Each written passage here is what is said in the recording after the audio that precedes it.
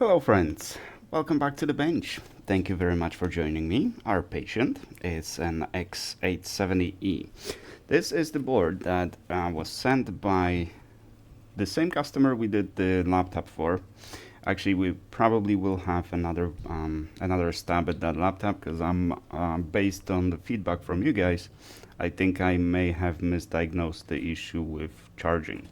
Plus, based on your feedback, it probably just needs to be replaced. The paste needs to be replaced with liquid metal to cool properly. And as I reviewed the video, indeed, it looks like there's a barrier. So and the caps are insulated. So it looks like indeed it is compatible with liquid metal, as opposed to what I said that I wouldn't put liquid metal on it because it didn't come with liquid metal from the factory. But it looks like it was designed for liquid metal, but for some reason the paste was used. Anyways, this board came in for a, a socket replacement. We replaced the socket on it, and obviously we don't do any testing as far as the free socket replacement goes. So we just shipped it back to the customer, and it doesn't seem to work. But what's curious is that the CPU is not getting warm. So we have an issue on the core, apparently. It could be something else. It could be EC issue, maybe a PCH issue. The board just doesn't turn on. Now we got the memory for it, and the customer did send me a little. Oh, there's a pen drive. I wonder what's on it. And we have the memory, DDR5, very good because I don't have it. And one of these AM5 testers.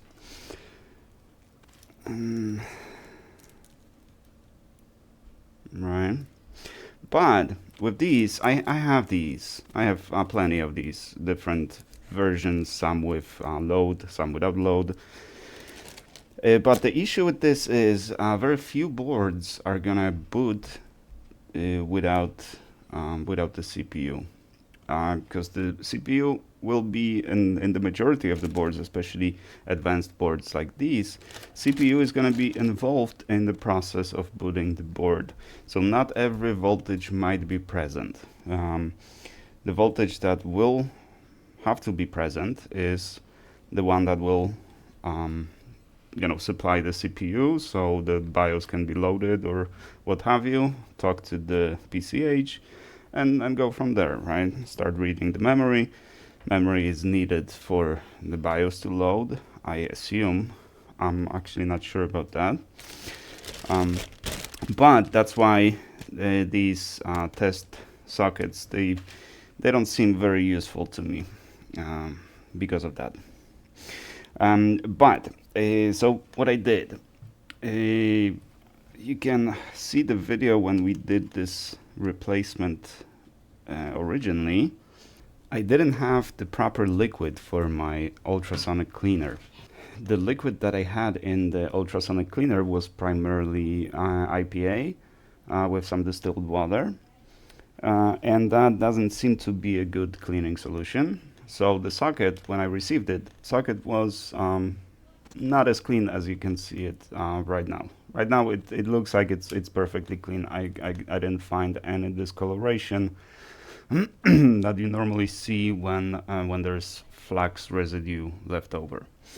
Now the flux typically is not conductive per se, but it can give you issues. It can give you electrical issues, especially on high frequencies.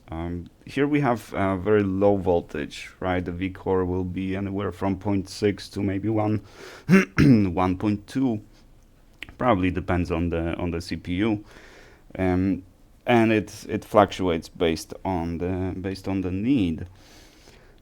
So this is low voltage, right? On high voltage, we would expect that the flux is going to interfere because there's no such thing as a perfect insulator, at certain voltages, everything becomes a conductor, right? So we just measure insulation in the ability to block certain voltages, right? So here with 1 volt, well, we don't worry about that, but it can cause issues because it might produce a capacitance, right? And that's not something that you can measure with the multimeter. You measure if there's no short, and okay, it's fine. But once it starts working, that flux interferes. So I cleaned it in the new solution now, and let's check what we can diagnose over here. I don't specialize in motherboards, so we're just gonna do a plain typical diagnosis, and we're gonna do another board, the socket replacement, and we'll go from there. So first, let's do the very basic measurements. So meter in resistance mode, and top right is the ground. This is 3.3 100 ohms, not sure. 5 volts, open. Maybe not open, but it's good we don't have a short, because that's pretty much what we're checking now. 12 volts. What? I got short on 12? Oh.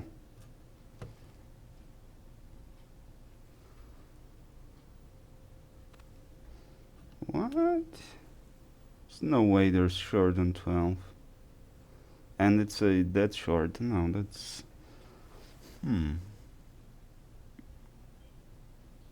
Oh, crap. Sorry. Never mind. I looked at the wrong diagram. Okay, 12 volts. There you go.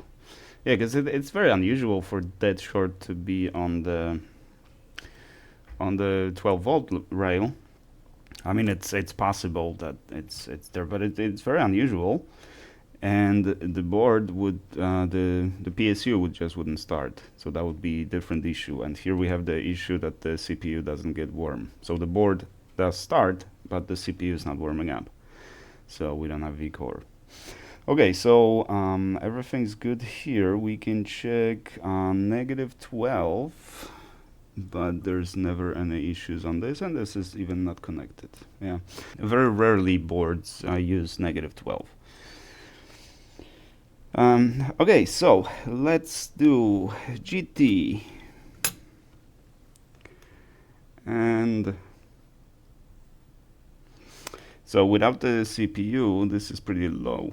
In my view, this is pretty low. But I've seen that before, not on the working board though. I've seen that before on boards that wouldn't work. 87. Now vCore, that's what's responsible for the CPU heating up. 87, and it's growing. Yeah, 87, 88 ohms. Again, without the CPU, that's a little low, but that's not alarming yet.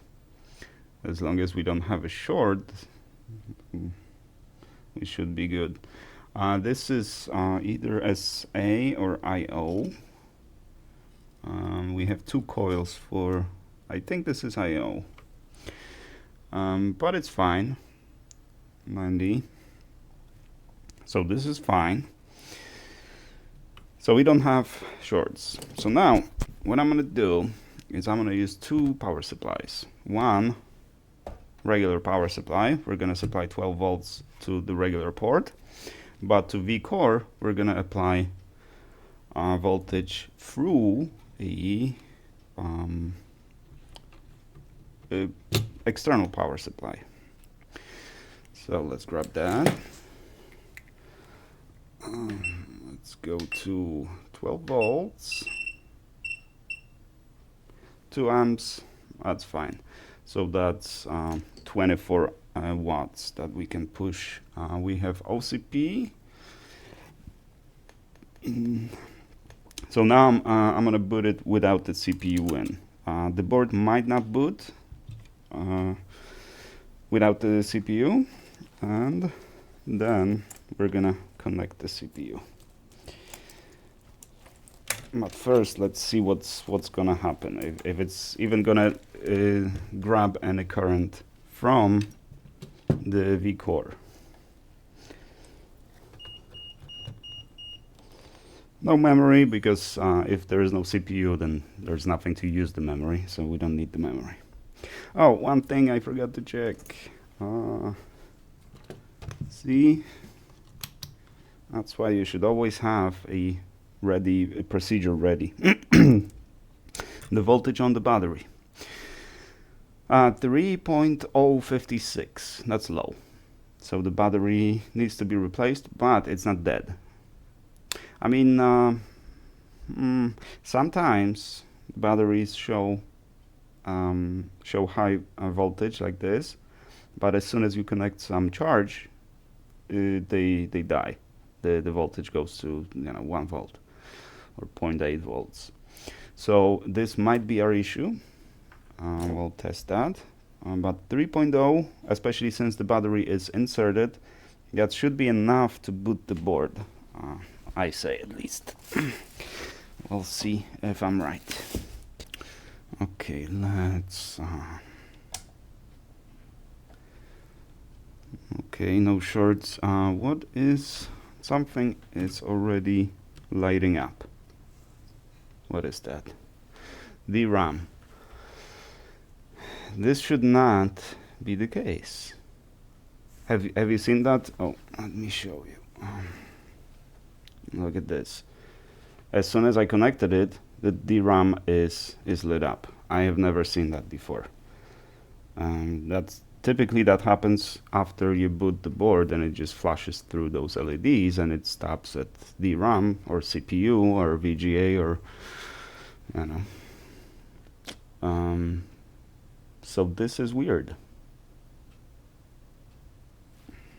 Okay, we do have a onboard, what do you call it? The postcard. Let's turn on vCore. vCore is not grabbing any power, so that's good. Now let's boot it. And it's not booting. Which is typically expected because there's no CPU. So typically that's good. Let's put on the CPU. I just received it from China. It's crazy now with the tariffs, because I don't know. Every day it's just unknown. Is there gonna be a tariff? Then they went into effect, and they not. Then they go into effect again. They are cancelled again. I don't know what's going on. But I got like a lot of stuff that I'm waiting for from China, and now I don't know if I'm gonna have to go to the post office to pick it up, pay the tariff, or is it gonna be delivered. The CPU we have is Ryzen 5 8400F. Now, I don't know anything about the CPU.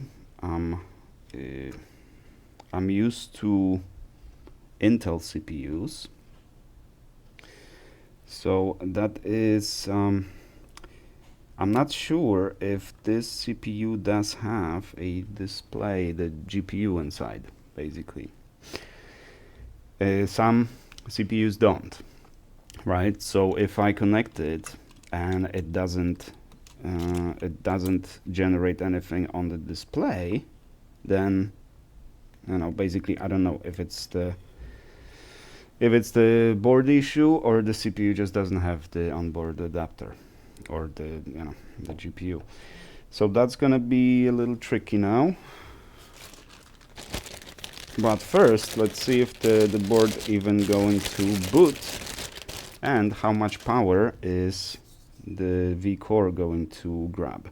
I'm just gonna place some random sync on it, just to prevent it from burning up once I start it. Now we are limited to 2 amps, so 24 watts, so that shouldn't burn the CPU.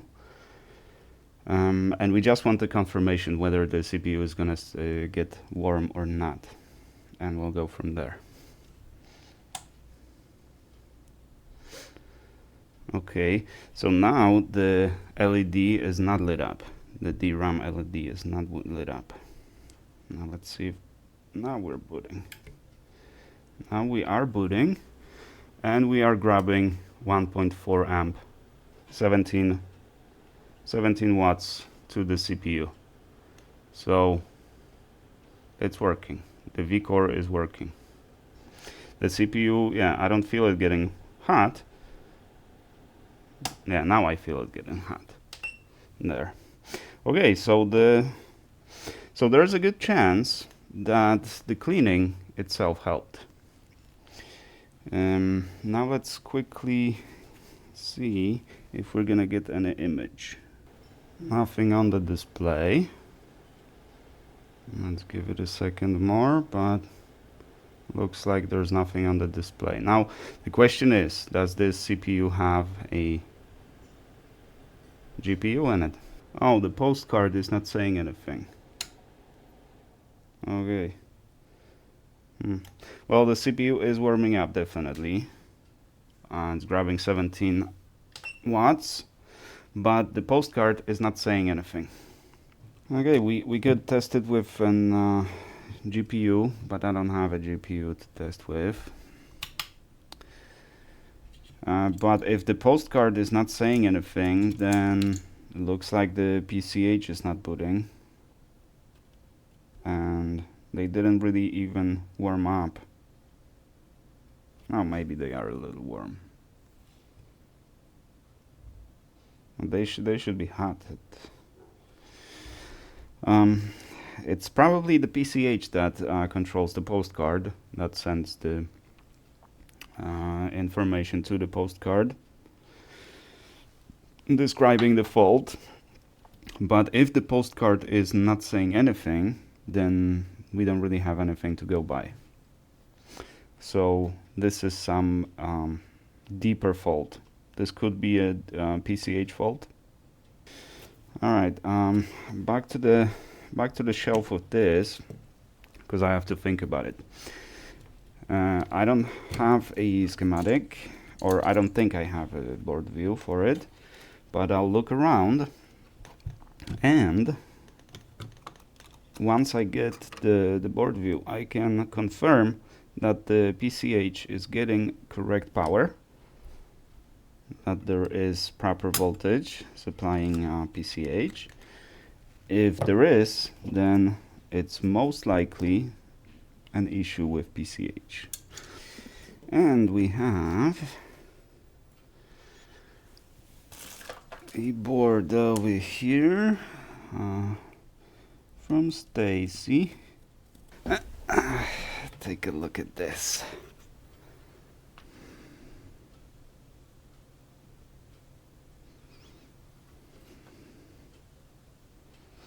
I've never seen a board like this. We have cropped on, a metric cropped on of PCI Express, 2 full sizes. That's weird, on only one PCH we have 2 full size PCI Express. We have 8 memory slots, electrolytic capacitors with some damage. There's a little damage over here. Very interesting coils. Drivers, not transistors. The socket is obliterated. It has a very crappy outline, or oh no, actually it has a very good outline. Very nice. Well, maybe not very good outline, but good enough. Yeah, good enough. This will be a lot easier to align. As you can see, it's not aligned perfectly right now.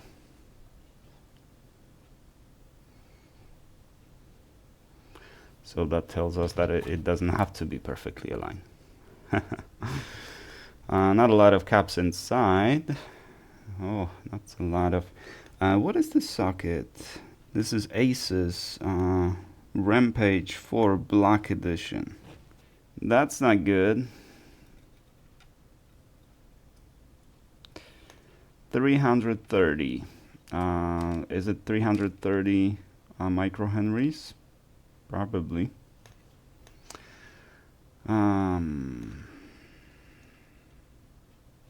Okay, the coil needs to be replaced. No way around it. And the battery is not installed. I don't have this kind of CPU, so I won't be able to even attempt to test it. But first, let's see if I have a socket. I think I do. I'm sure I did order one of these, or a few of these actually. 1200, 1700. This is 1700? No, this isn't 1700 socket. This is larger. What the heck is this socket? Yeah, this is 1700. This is, I know what this is. This is the dash 3. What was it, like 21 or 2200 dash 3? I think so. Oh, that sucks. I thought I did have this socket. Well, since it's free socket replacement, it's definitely worth it. But there's a lot of issues with this board. It's gonna be difficult to get it working again, and definitely difficult for someone like me to get it working again, because I don't specialize in boards. That's the main reason. Let's do some measurements.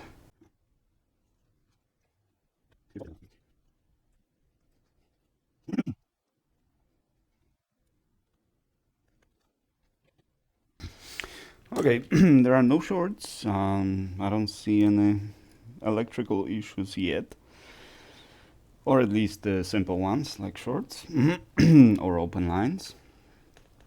So so this is a good candidate for repair. I just need to locate the socket. I gotta check. Thank you. Oh, okay. Thank you for the tip. Appreciate it. Okay, let's... that's why you left the tip. You didn't remove the heat sinks. This one's pretty easy though. We have some dust over here. Electrolytic caps, so we need to protect them. Let's see the socket. Oh, this doesn't look too bad. A little damage here. What do you think? We could actually straighten those out. I mean, I'm still gonna replace the socket because that's what the board is here for. But this doesn't look too bad. I mean, there's a good chance that this one, which one? That this one is gonna break once we straighten it. It's a very high chance of that happening. This one should be good. This one should be easy. This one's easy. And there. So it's very slight damage. But this one, yeah, this one I would expect this one to just break.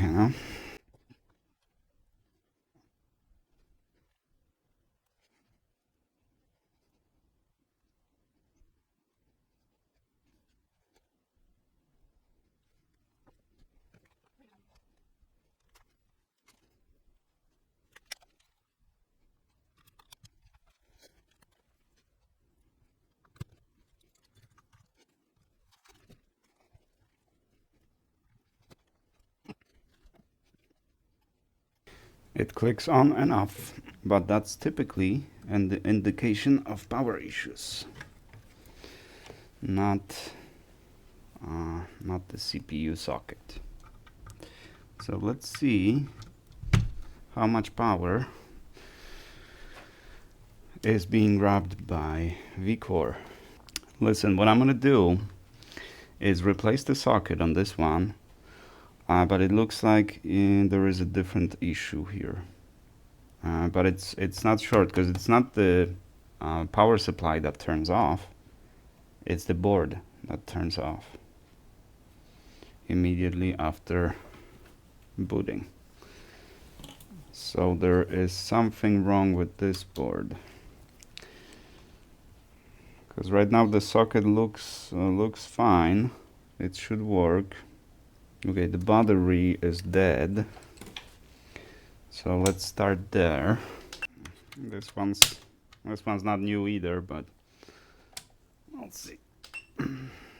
It's just a second. It just turns on for a second and goes.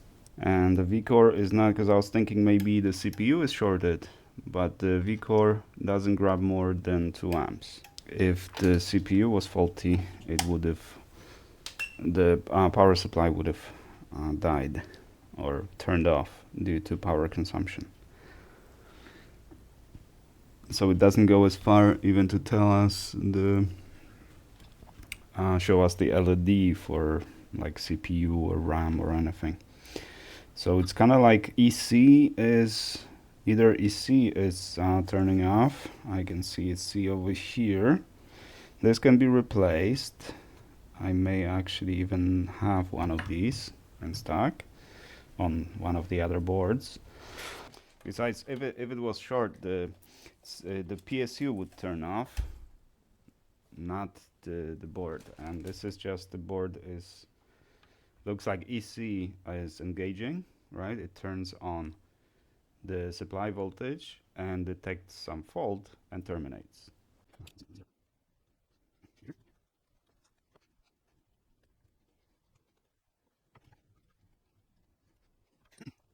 No shorts, no issues, simple issues like that, but definitely something.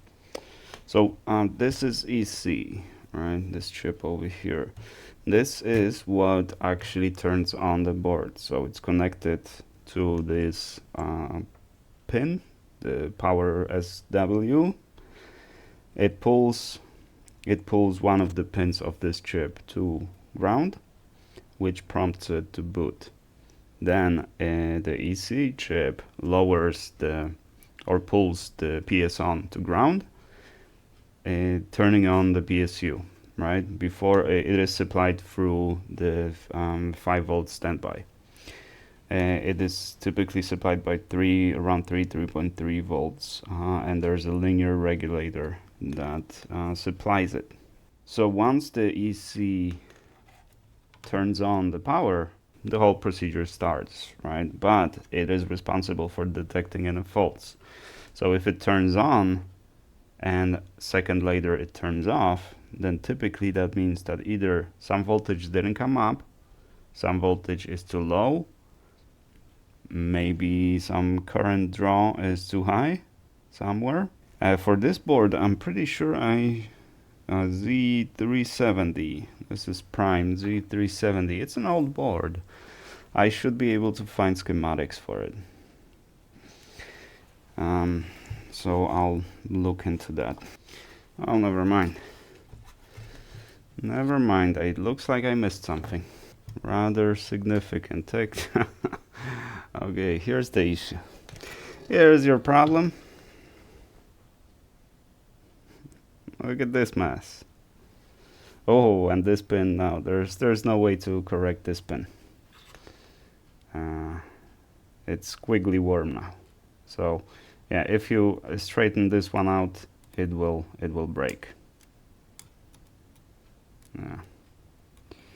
And it is shorting here. That's why no boot. That's why it turns off.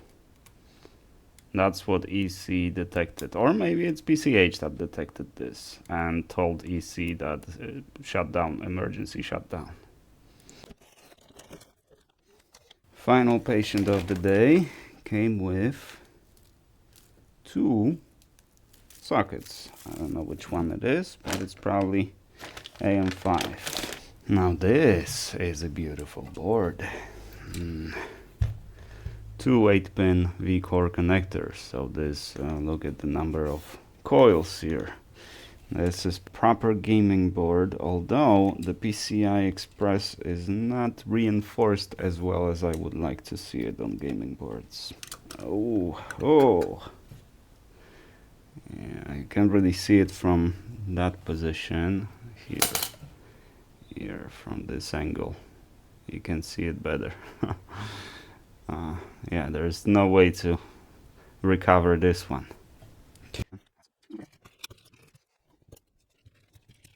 Oh, thank God. Look at this. We have an outline. Beautiful. Beautiful. I hate these boards with no outline nowadays. And it's a very nice outline too. Yeah, it's not just a square. It's a perfect outline for this. Awesome. Okay, I think this is going to be the first one loaded. Okay, other than the socket and low battery, it looks like nothing else is wrong with this one. So this should be nice and simple. Now let's take a break here. I'm gonna prep this board for the replacement, and I don't know if I'm gonna do the replacement today or tomorrow. Maybe it'll be a job for tomorrow, or at least the video published tomorrow. Maybe I'll just do it today in the afternoon or in the evening, and I'll publish the video tomorrow. The reason being, I have to publish the new version of Rework Pro. A lot of stuff has changed in version 109, and I want to take this opportunity to test it. So there's quite a few steps I have to take to actually get that done. But I do need to test the new software, because a few people are waiting for the ability to configure up top and bottom heater and also read the second input. But there is a problem with that, and for now it is actually disabled. But I need to work around that. I need to just add the checkbox, read the second input, and detect whether we're receiving the response or not. A lot of stuff that needs to be done. Okay. Oh, this is a nice board. Yeah, it's a very nice one. We'll test it after the replacement. We'll test it, because now we have the CPU, which I don't remember what I did with it here. Yeah, I better put it back in the box. Those are expensive, those AM5 CPUs. Those are freaking expensive. Luckily, I found this one in China in a very good price. I don't remember exactly, but below 50 bucks. That's for for AM5. That's an amazing price. They typically go the cheapest 150 bucks for any AM5 CPU. So to get it below 50 bucks, that's not bad. But for that reason, this one might not have a GPU in it, which is a shame. Alrighty, finally got my microphone back. No, I didn't fix the other transmitter. I couldn't figure out what's wrong with it. I did the typical fault finding, but I don't know how it works, and stuff that actually doesn't work seems to be under the shield. So I would have to remove the shield and check over there, and even if I do, I don't really know what I'm looking at, because I don't know how it works. So I just got the replacement, and replacement are over 200 bucks for this. Crazy. Obviously I found some used one for a lot better price than that, but these seem to be pretty expensive, and it's not even that professional tool. It's Audio Technica, it's not a professional tool. I wouldn't expect it to be so expensive, but for some reason it is. And those little microphones, whoops, right, the one I've used before. Well, it's much farther from your face, so you don't hear that well. So you always hear me like I'm in the next room. Plus, it bounces around, creating those nasty sounds. And the sound is very sanitized from these. But these are like 10-15 bucks for the set, right? 20 bucks. For 20 bucks you get a pretty good choice of different varieties of these. And this equipment, it's 500 bucks if you want it new. I got it for like 150. This time I got it even cheaper. So you can find good deals if you look for it. But I was just lucky because I had to order the replacement because I need it, right? So luckily, just 2 videos on the emergency mic. I even have it labeled here as an emergency mic in case anything else goes wrong. Anyways, that's what's been going on.